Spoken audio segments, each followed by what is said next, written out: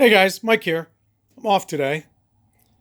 Figured I'd come up here for a little while before the day gets going to work on the wing. And I've decided to make a change here because even though it looks good, something I'm not happy with.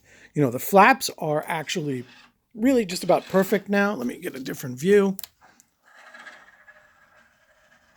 All right. So the flaps are on a 3-position switch: half flap, full flap, and then that's closed flap, and it's on a 3-second delay, which I like. I'll tune up that little gap there, but if I can't do it any better, I'll just leave it. It doesn't really matter. So the issue I'm having is with the ailerons. Here we go, I'm back. So the issue I'm having is with the ailerons, as I mentioned. You can see that they're lined up pretty well. When it's done, I'll actually put a degree or two of reflex in it so that it'll be up a tiny bit. That gives me a bit of washout. You don't really notice it in flight. I'm not going for all-out speed, so the drag of the ailerons being up slightly will not bother me at all, and it will really stabilize the plane. I do it on most of my scale planes, especially the ones that are a little bit heavier. I don't expect this to be heavy. But anyway, that's not the issue here. So let me draw back the camera. Ailerons are working perfectly. I haven't set up dual rates or triple rates yet. I will eventually. But right now, my concern is, look at this. That is a hell of a lot of play in the system. And I don't like that. The way this is set up, this plane could potentially be about 100-mile-an-hour airplane, and I'm worried about flutter. Let me pause it for a second. All right, I flipped the wing over so that we can look at the internals. Now again, so you can see, now the wing is upside down, and you can see how much that aileron is sagging. And that's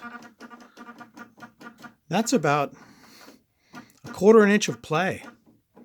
That is no good.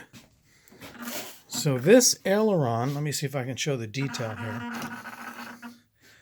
The way that this was originally set up by the original owner, the one who did a good bit of the work in the beginning, he set it up with an internal linkage, a hidden linkage. So there's the servo. Has a straight rod going straight through.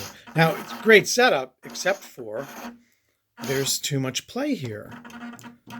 Now, I could pull that fiberglass internal control horn out and make a smaller hole, but I think that would be an awful lot of trouble for a little bit of gain, because I still think that I'll wind up with a bit of play here. So what I think I'm going to do is just go with something more traditional and have the push rod either come up through the cover into an exposed control horn, or enlarge this opening a bit and create a hatch and have the servo screwed to the hatch the way we often do with many airplanes. I've got a bunch of airplanes where the servos are screwed right to the hatch, and the hatch is screwed to a secure perimeter on the wing. Anybody have any thoughts on this play? I'm really, really concerned. I just don't think I can leave it. I mean, if I can, it would be great, but I think that 100 miles an hour, this surface is going to rattle and come right off and destroy the plane. Anyway, I'm interested in the thoughts of the guys who have experience with this. I'm all ears. Remember, I'm really kind of new to larger aircraft. On a foamy, these things aren't going very fast usually, so I don't know that it's a big deal. Foamies have tons of play in them. Most of the time, the foam gets soft, but this is a completely different kind of bird, isn't it? So anyway, thanks, guys. Looking forward to your thoughts and opinions.